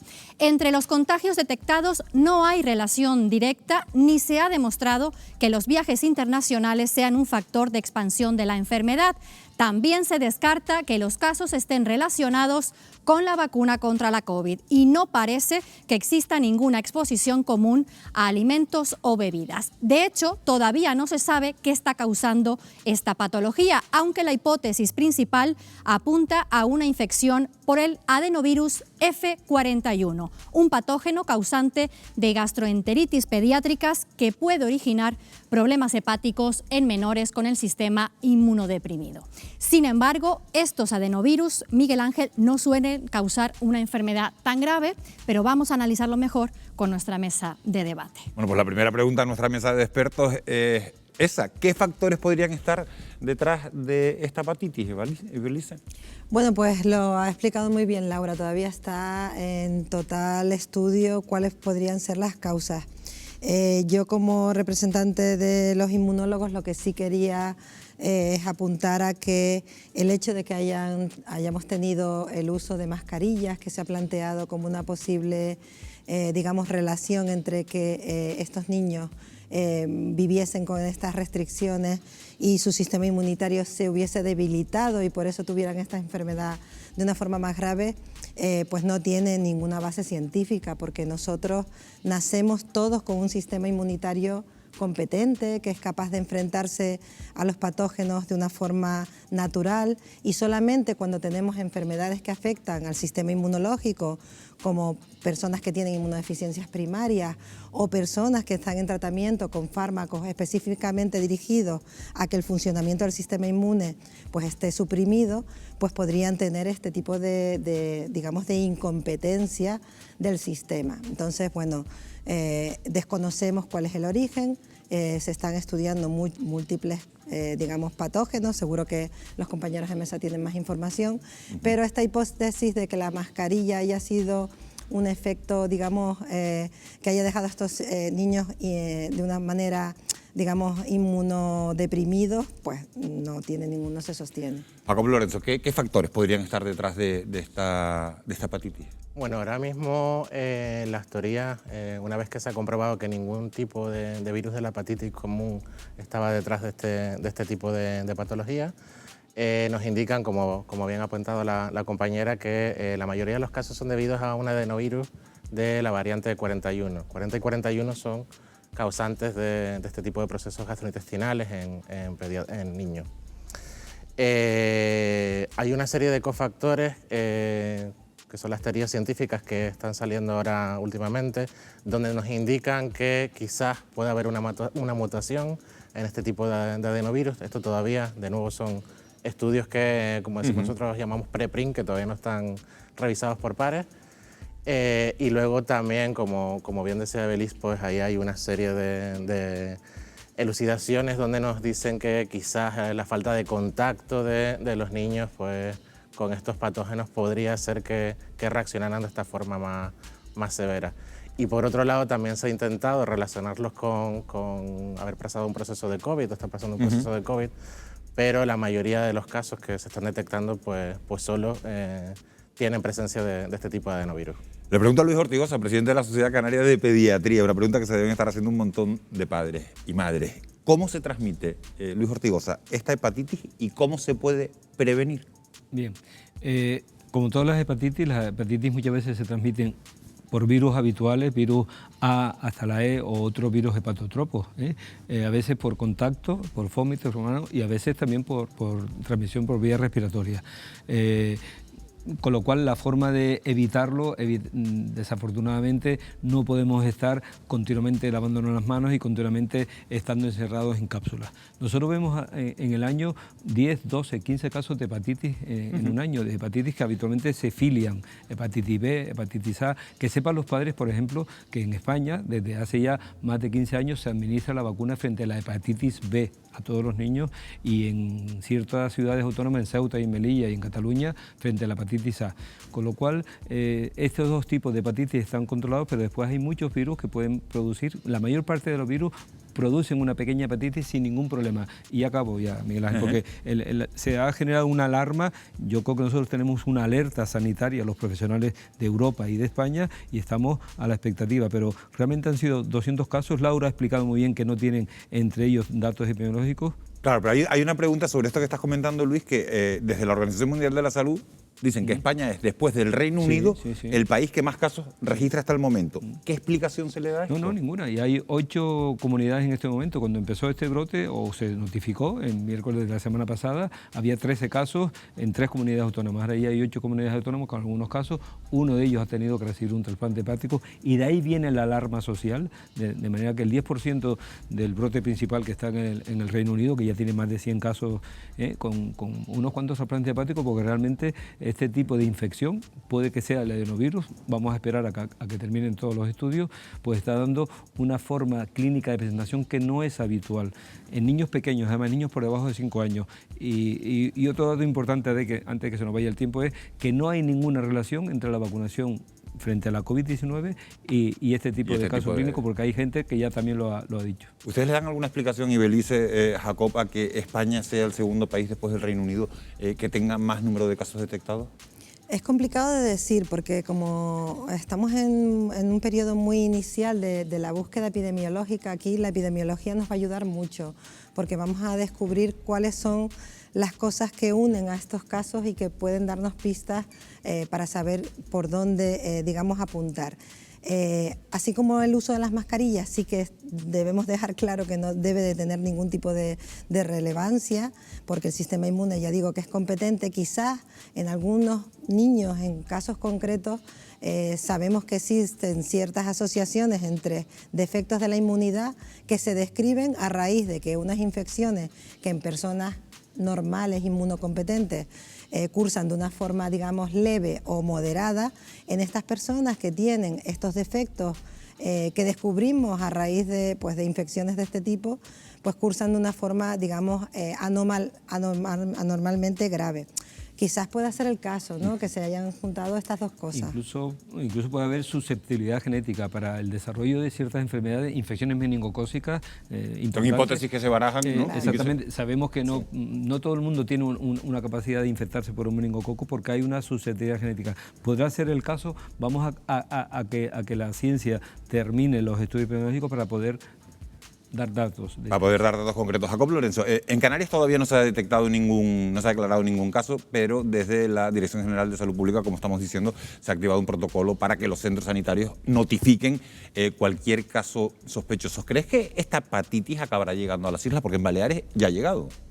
Bueno, como científico no tengo una bola de cristal para ver el futuro, pero supongo que sí. Estamos viendo la evolución que está ocurriendo en nuestro territorio y llegará, pero para eso sirven los sistemas de alerta sanitaria que nos permiten pues, reaccionar a tiempo y controlar todo este tipo de procesos. Hay que tranquilizar a los padres, los padres saben que la forma, porque ya se ha dicho por los medios, que cuando un niño tiene trastornos digestivos, vómitos, fiebre, diarrea, puede ser el comienzo de una hepatitis, con lo cual ahora no podemos transmitir eso porque se colapsarían los centros de atención primaria, incluso las urgencias hospitalarias. Claro, que ese es el mensaje que les quería pedir, porque estamos prácticamente llegando al final. Entonces, y es mandar un mensaje a todos esos padres que nos están viendo hasta ahora de la noche. Entonces una hepatitis se demuestra cuando ya el niño o el adulto ya tiene síntomas como ese color ictérico amarillento de ojos, de la conjuntiva, de la piel, con las heces que pierden color, blanquecinas, orinas oscuras. Entonces hay que contactar con su pediatra. Pero en este momento lo que hay que hacer es mantener la calma, ser prudentes, y ya digo, hay una alerta sanitaria para profesionales a nivel de Europa. En este momento hay 4 sociedades científicas europeas que están haciendo un estudio epidemiológico riguroso, y en España igual, todas las sociedades pediátricas de gastroenterología, de infectología, la propia Asociación Española de Pediatría. Hace ya una semana que tenemos todos los pediatras un protocolo para vigilar, para si hay casos, notificarlos. Belice Barrios, ¿crees que va a llegar esta hepatitis a Canarias? Y un mensaje, como le he pedido a Luis Ortigosa, para toda esa gente que nos está viendo en casa y que está asustada. Bueno, el mensaje, yo creo que hemos dado líneas aquí muy interesantes. No tiene nada que ver con la vacunación COVID, porque estos niños, la mayor parte, no está vacunado. Parece que no tiene relación con la enfermedad tampoco. No sabemos, el adenovirus es uno de los probables patógenos asociados, quizás en niños con cierta susceptibilidad inmunológica por algún defecto de su sistema o porque tengan una predisposición genética que no sabemos. ¿Y va a llegar a Canarias? Bueno, pues sabiendo que además es en Reino Unido y nosotros tenemos una población que viene de Reino Unido con mucha frecuencia, pues yo apuntaría que lo más normal es que tengamos algún caso. Lo importante es pues eso, mantener la calma, diagnosticarlos pronto. Tenemos una sanidad pública impresionante, que por cierto, quiero recordar que mañana está convocada una huelga en sanidad por parte de los médicos, entre ellos pediatras. Por los abusos de temporalidad. Por los abusos de temporalidad, y que un sistema robusto con una sanidad pública, con sus profesionales, pues digamos, pendientes de todo esto, va probablemente a hacer que esto sea una cosa que vayamos a conocer poco a poco y vayamos a dar una buena salida. Estabas asintiendo cuando decía Belice Jacob, ya nos quedan 30 segundos prácticamente de programa, hay que mantener la calma. Hay que mantener la calma, sí, por supuesto. Ese es el hay que mensaje confiar en los profesionales y mantener la calma. Bueno, pues yo quiero darles las gracias a los tres de verdad por haber estado esta noche aquí, por pues habernos ayudado a tranquilizarnos a todos ante estos casos de hepatitis que estamos viendo. Luis Ortigosa, muchas gracias. Ha sido un placer tenerle en este estudio. Y Belice Barrios, muchísimas gracias por acompañarnos. Jacob Lorenzo, gracias por haber estado con nosotros. A ustedes, sobre todo, gracias por haber estado un jueves más al otro lado de la pantalla. Que tengan un feliz descanso, que tengan una feliz noche, y si les apetece, volvemos a encontrarnos aquí dentro de 7 días en Fuera de Plano, en Televisión Canaria. Que descansen, buenas noches.